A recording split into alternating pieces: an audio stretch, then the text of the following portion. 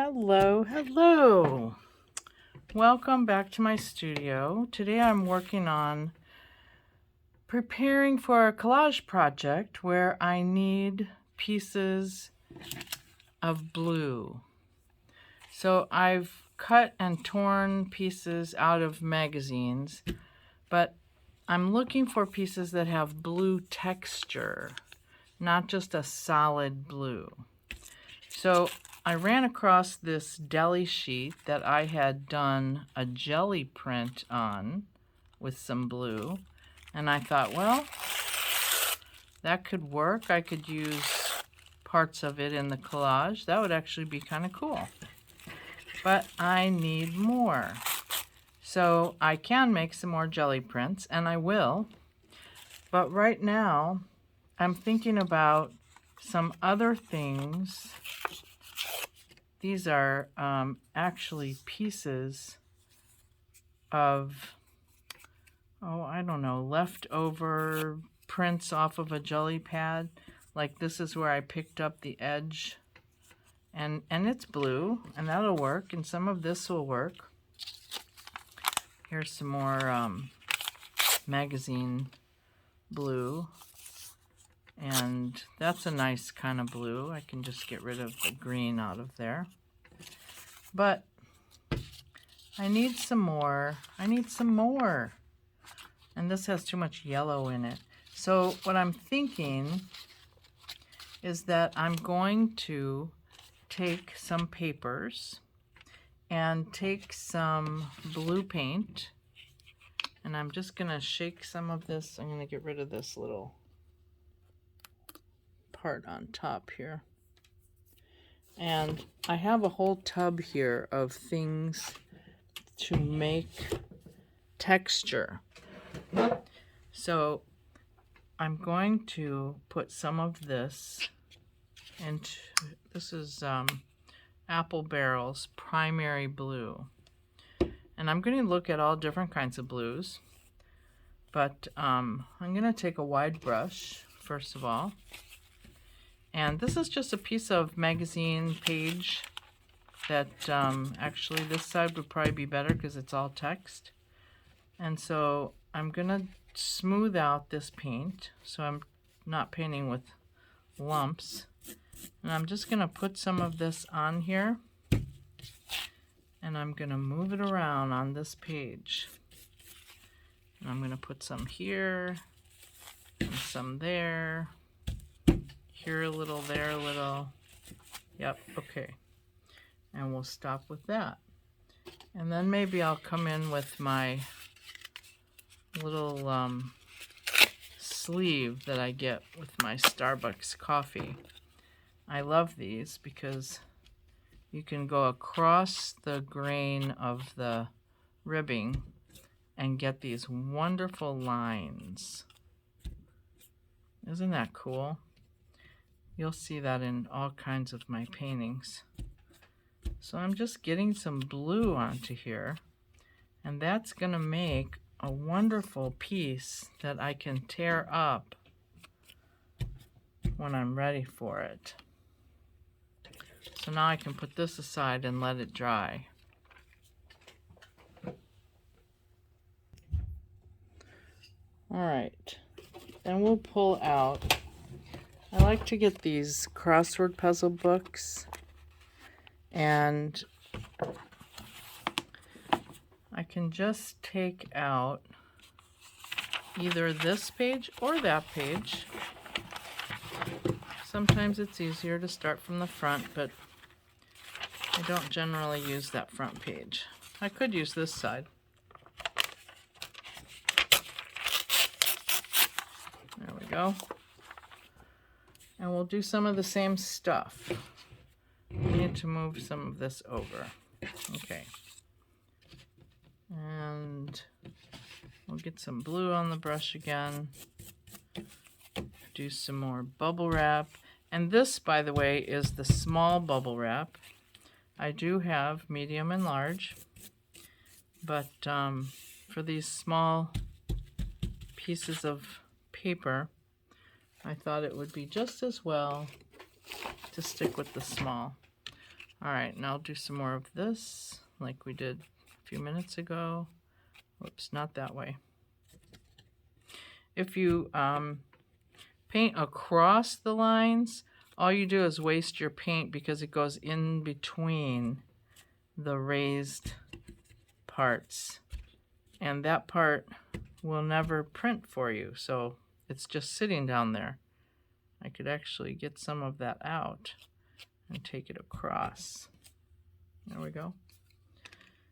All right, so that one's textured up pretty well, so we'll set that over there to dry. And then I also have, now I could go back to this same book, take out another page, not tearing very well today, and this time I could go on the clue side, and I can add a little bit darker blue, mix it up so it's not the same. And I have a few other things here in my, this is a rubbery, what do you call it, shelf liner.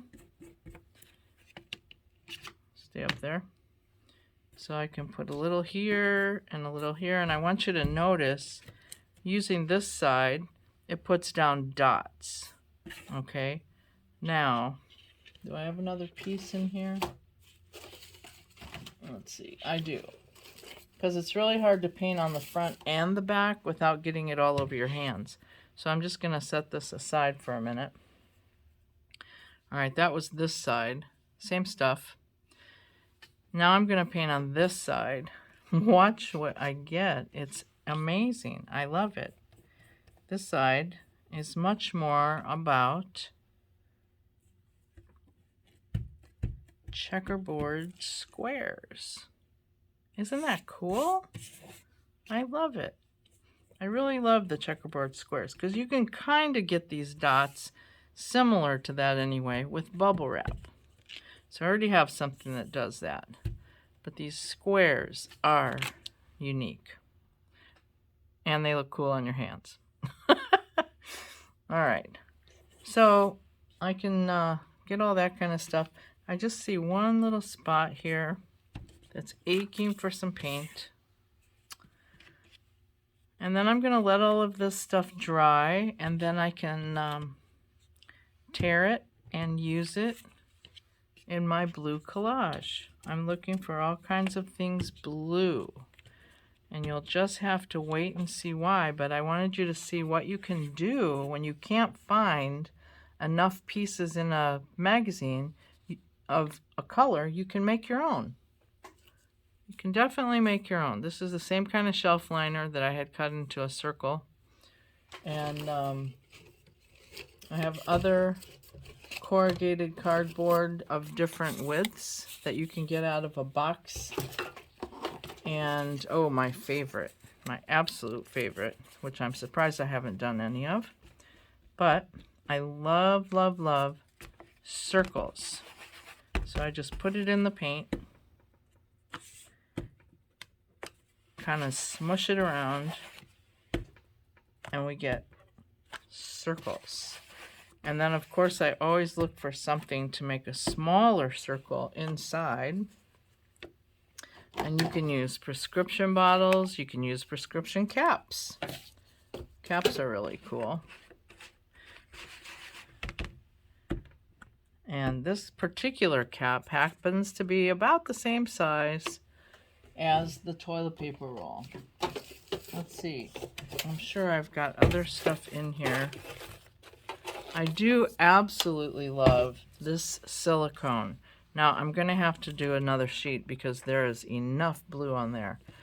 In fact, I think I'm going to have to add a bit darker blue because I think we have enough of that shade.